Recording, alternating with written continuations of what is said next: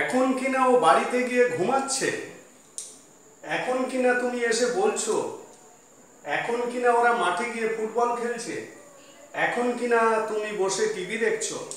এই যে সেন্টেন্সগুলো বললাম, এই সেন্টেন্সগুলো প্রতিনিয়ত আমরা বলছি, তোমরা বলছো, কেউ না কেউ বলছে কাউকে। তো এই ধরনের সেন্টেন্সগুলো তোমরা যদি বলতে চাও তাহলে কিভাবে ইংলিশে বলবে সেটাই এখন দেখাবো। প্রত্যেকটা সেন্টেন্স দিয়ে একটা অবাঞ্ছিত কোনো ঘটনাকে বোঝানো হচ্ছে, মানে যে বলছে সে চাইছে না এরকম কিছু ঘটুক। তার মানে এখানে প্রত্যেকটা সেন্টেন্সই হচ্ছে অবাঞ্ছিত। কার কাছে? যে বলছে তার কাছে। আমি যদি বলি কথাটা, তাহলে আমার কাছে এই ঘটনাটা অবাঞ্ছিত, মানে আমি চাইছি না এটা। বোঝা গেল? আমি চাইছি না ও বাড়িতে গিয়ে ঘুমাক, আমি চাইছি না ও এসে এখানে বলুক কিছু, আমি চাইছি না ওরা মাঠে গিয়ে ফুটবল খেলুক, ইত্যাদি। বোঝা গেল? তাহলে এখানে প্রত্যেকটা সেন্টেন্সই হলো অবাঞ্ছিত কোনো ঘটনাকে কেন্দ্র করে, মানে যে ঘটনাটা বক্তা বা যে বলছে সে চাইছে না। তাহলে এই ধরনের সেন্টেন্সকে ইংলিশে বলতে গেলে তোমাদের কি করতে হবে? তোমাদেরকে মাস্ট ইউজ করতে হবে। মোডাল ভার্ব মাস্ট, এইটা ইউজ করতে হবে। ঠিক আছে? Modal verb must. ঠিক আছে? মনে হচ্ছে মাস্ট ইউজ করে এটাকে কিভাবে বলবো, এরকম মনে হতেই পারে, কিন্তু মাস্টের এটা একটা অতি গুরুত্বপূর্ণ ব্যবহার, এবং এই ব্যবহারটা তোমাদের জানা উচিত যে কিভাবে মাস্ট ব্যবহার করে এই ধরনের সেন্টেন্সগুলোকে ইংলিশে বলতে হয়। দেখো, খুব সহজ sentence, structure is very simple. এখন কিনা ও বাড়িতে ঘুমাচ্ছে, এখানে দুটো ভার্ব আছে, একটা হচ্ছে যাওয়া ভার্ব আর একটা হচ্ছে ঘুমানো ভার্ব। প্রত্যেকটাতেই দেখো তাই আছে, একটা হচ্ছে আসা আর একটা হচ্ছে বলা।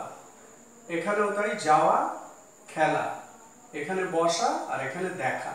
এবারে রূপগুলো আলাদা, কিন্তু আমরা করব মোডাল ভার্ব ইউজ করে। তাহলে এখন মানে নাও, নাও ও মানে he, now he must go home and sleep. ঠিক আছে? Now he must go home and sleep, এখন কিনা ও বাড়িতে গিয়ে ঘুমাচ্ছে। পরেরটা, এখন কিনা তুমি এসে বলছো, তাহলে কি হবে? Now you must come and say. ঠিক আছে? Now you must come and say, now you must come and say, এখন কিনা তুমি এসে বলছো। পরেরটা, এখন কিনা ওরা মাঠে গিয়ে ফুটবল খেলছে, কি হবে? Now they must go to field and play football.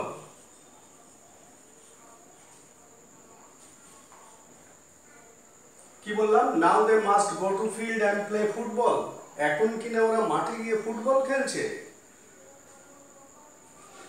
পরেরটা, এখন কিনা তুমি বসে টিভি দেখছো,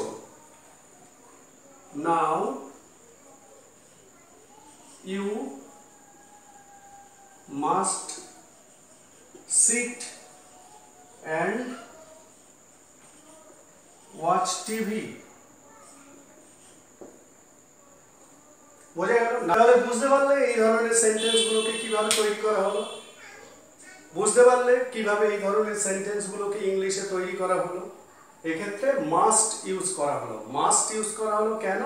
প্রত্যেকটা সেন্টেন্সই অবাঞ্ছিত, অর্থাৎ যে বলছে তার কাছে ঘটনাটা একেবারেই কাঙ্ক্ষিত নয়, সে এই ঘটনাটা চাইছে না, সেই কারণে এখানে মাস্ট ইউজ করে এই ধরনের সেন্টেন্সগুলোকে ইংলিশে বলতে হলো। তাহলে বুঝতে পারলে যে এই ধরনের সেন্টেন্সগুলোকে ইংলিশে কিভাবে বলতে হয়।